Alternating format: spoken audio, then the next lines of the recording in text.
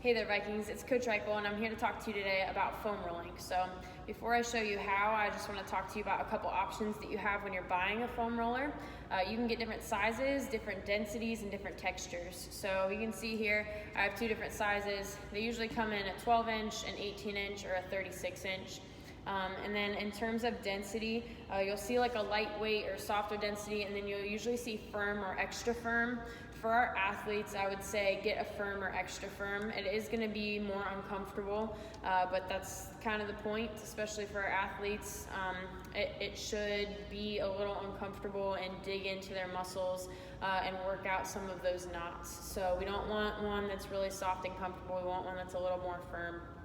And then the third thing that you can look at is texture. So you can see this is just your basic foam roller. It doesn't really have any texture to it. This is a little bit fancier. It has some ridges in it. And then in the examples I sent, you'll actually see some of them just have bumps all along them. They're a little bit pointy, and they're a little more aggressive, but it's called a rumble roller. I personally use a rumble roller, and I like that I can dig into knots that I have in my muscles, whether it be my calf or my hamstring or my quad. It's really helped me get some knots out of my muscles and actually get rid of some discomfort that I was having while playing my sport by digging out those knots. So again, just looking at the different sizes, densities, textures. If you have any questions about what you should get or what you think you should get, just let me know. So we're going to start foam rolling. So I'll back up a little bit so you can see all of me. When I foam roll my whole body, just for part of my recovery, it takes me about 10 minutes. If you're looking for a quick foam roll of, my quads and hamstrings are sore, spend about 5 minutes on it. But if you're gonna foam roll your whole body, I usually start from the bottom up. So I'm literally starting with my feet, and I'm just gonna put pressure on the foam roller with the foot that I'm foam rolling, and I'm gonna pass over the foam roller from front to back of my foot, and also from the inside to the outside. All right, and I usually say if you're not super sore or tired from anything in particular, about 10 passes, so forward and back would be one, about 10 passes on each body part gives you a rough estimate of how long it should take or how much time you should spend on it. If you're super sore in a certain area or you're having problems with a certain area, you may want to spend more time than 10 passes on that area. You can also do your feet with a tennis ball. If you want to grab a tennis ball, that would be a little more aggressive, and stand on it and roll on it that way. So once I've done my feet, about 10 passes, I'm going to go to my lower leg, my calf. We want to start right above the heel, okay? We're never going to roll over a bone or a joint, so we'll go from the heel all the way up to right behind the knee. And you can see that I have one leg on the foam roller and I have the other leg over top of it. So I'm rolling one leg at a time. And from here, I'm gonna lift myself up just slightly so that I can pass forward and backward over the foam roller from my ankle all the way up to right below my knee, but not over my knee joint. The other thing I'm doing is making sure I get the inside, the middle, and the outside of the muscle. So right now I'm leaning towards you and I'm getting the inside of my right calf, and then straight up and down I'm getting the middle, and then I'll lean to my outside and I'll get the outside of that right calf all the way from the top to the bottom. So after about 10 passes, you'll just switch sides and make sure you do the other leg. If you're super sore, that's just really uncomfortable for whatever reason, you can put both legs on at the same time, lift yourself, and make passes that way, and it's gonna be a little gentler. So after you do your lower leg, we're going to the upper leg. Remembering that we don't pass over the knee joint, we're gonna start the foam roller right above the back of the knee.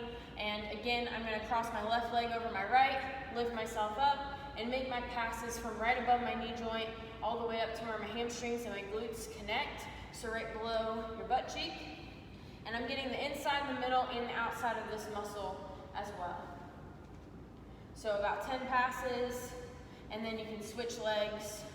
Again, if you're sore, both at the same time. All right, after the hamstrings, we're going for the glutes. So I'm gonna sit up on the foam roller and kind of lean toward that side a little bit. You're gonna wanna get the side of your glutes, which tend to be the most sensitive or sore. And then you also wanna sit right on top and get your glutes that way. And if you're not quite feeling enough, so my left leg is the one I'm working on right now, I can cross that ankle over my other knee, and then you've got a little bit of stretch in the glute, and you'll get a little bit more from your foam rolling. So again, about 10 passes, making sure you get that whole area around your glutes and your hip, and then you'll switch sides. So after you're done with that, we're gonna go to the lower back. So on your lower back, I lean back on it, and then I put my hands together right above my belly button, and I always lean to one side or the other. So we don't want to foam roll over that lumbar or that lower area of your spine. That can be uncomfortable. So if we just barely lean to one side and then lift ourselves up a little bit and foam roll up and down on that lower part of our back, we can get the muscles, really focus on the muscles of our back and not foam roll in the spine. So after about 10 passes, you'll switch sides and do the other side.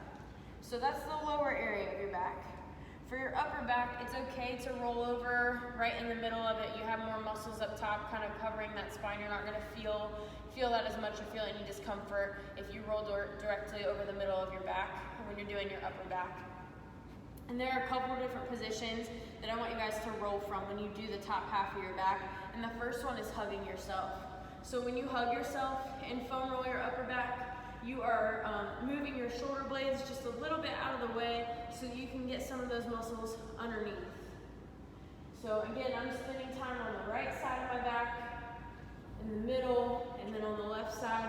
And I'm getting all the way up as far as I can, right up to the top of that shoulder. The next one that you want to do is I go like field goal post, so arms out to my sides and feel, you'll get just a different perspective, different muscles, a different feel.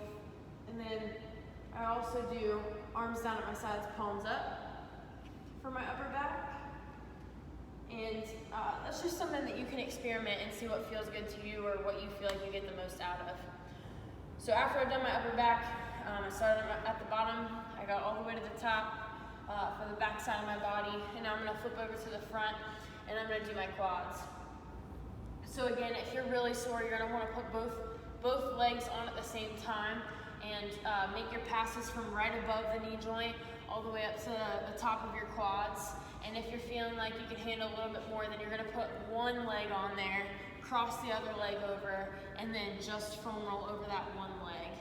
And you still wanna get the inside, so we lean a little bit to get the inside, the top or the middle, and then lean over to the outside, making all of our passes from right above our knee joint all the way up to our hip, okay? And then doing the other side. And the last one we're gonna do is the groin. So with the groin, I'm placing my foam roller now parallel with my body, and I'm gonna use my left leg. I'm gonna put that at 90 degrees, 90 degree hip, 90 degree knee, and my foam roller is right above my knee to start. And from here, I'm gonna pass all the way up to the top of my hip, on the inside of my leg, and get my groin, and then all the way back down to the knee. So again, about 10 passes, and then you're gonna switch sides.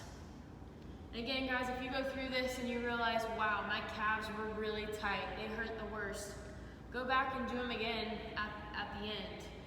If you find a knot that's just really uncomfortable, like I usually have one right above my knee right here, and you have a knot that just really hurts, you're actually gonna wanna hang out in that spot for a second, and just some pressure that's uncomfortable but not unbearable, and you're gonna breathe through it and try to relax and try to get that knot to let go just a little bit.